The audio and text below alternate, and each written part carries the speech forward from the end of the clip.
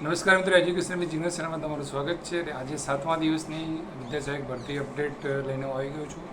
તો આજે 13/6/2025 અને 7મો દિવસ ને આજે એનું સ્ટેટસ શું છે આ વિડીયોમાં આપણે જોઈશું. તો આજે 200 લોકોને જે બોલાવવામાં આવ્યા હતા એનો જે જનરલ મેરિટ નંબર હતો 601 થી 800 અને ટોટલ જે 200 કેન્ડિડેટ હતા એની અંદર આપણને ખબર છે કે સાયન્સના કેન્ડિડેટ પણ ભેગા હોય છે, તો એબસેન્ટિઝમ જે છે એ વધારે જોવા મળે છે. તો વાત કરીએ કે આજે 200માંથી 83 લોકો એબસેન્ટ હતા અને 117 લોકો જે આવ્યા હતા એમણે જિલ્લા પસંદગી કરી છે. તો અહીંયા કેટેગરી વાઇઝ આપણે જોઈએ પહેલાં કે કેટલી જગ્યાઓ આજે ભરાઈ છે. તો અહીં તમે જોઈ શકો છો કે ઓપન કેટેગરીની આજે 71 જગ્યાઓ ભરાઈ છે. એસસી કેટેગરીમાંથી 3 જગ્યાઓ ભરાઈ છે. એસટી કેટેગરીમાંથી 1 જગ્યા ભરાઈ છે.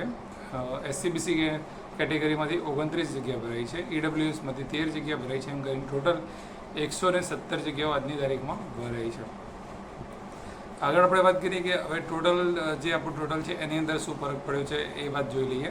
તો અહીંયા ટોટલ તમે જોઈ શકો છો કે દરેક કેટેગરીની આપણે જગ્યાઓ ટોટલ 5000 કરી અને બંને સ્ટ્રીમની જોયેલી છે. એનું ટોટલ જે છે એ કેટલું થયું છે તો ઓપનમાં અત્યાર સુધીમાં 474 જગ્યાઓ ભરાઈ છે.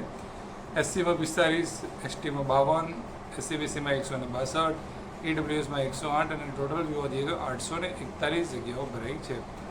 બાકી કેટલી રહી છે એ પ્રમાણે આંકડો જોઈએ તો ઓપનમાં હવે બાકીનો આંકડો બતાવે છે 2292, એસસી કેટેગરીમાં 240, એસટીમાં 626, એસસીબીસીમાં 607 અને ઈડબ્લ્યુએસમાં 394.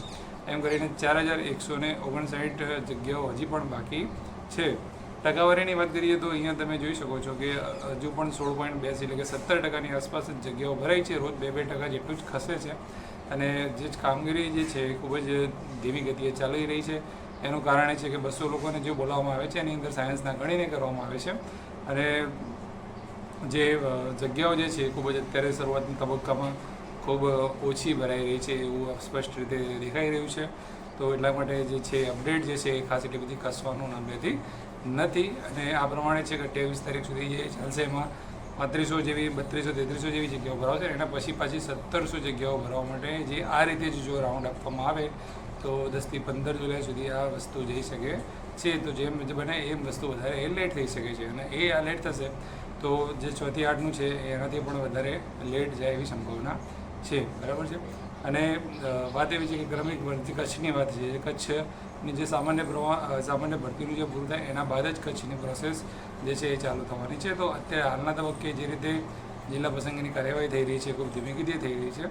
તો આશા રાખીએ કે બીજો રાઉન્ડ જ્યારે પણ આવે ત્યારે એ જે જગ્યાઓ જેટલી પણ વધે છે એક સાથે જ બધાને લગભગ 3 કે 4 દિવસમાં કે જે રીતનું પૂરું કરવાનું થાય એ રીતને એ લોકો પૂરું કરે તો એ જલ્દીથી પૂરું થઈ શકે છે. અને લગભગ 27 કે 28 તારીખ આસપાસ જે છે આચારસંહિતા પૂરી થવાની છે. તો એના પછી પણ જે અન્ય માધ્યમ અને દિવ્યાંગ ભરતીના ઉમેદવારોને સ્થળ પસંદગી આપવાના છે તો જલ્દીથી આપી શકે.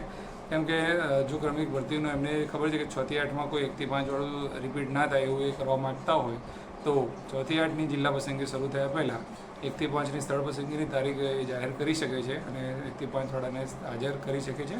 ત્યારબાદ 6 થી 8ની જિલ્લા પસંદગી જો ચાલુ થાય તો એની અંદર જે રિપીટ થવાની સંભાવના જે છે એ એકદમ ઓછી થઈ જશે. તો આ બાબતમાં તમારું શું કહેવું છે કોમેન્ટમાં જરૂરથી જણાવજો.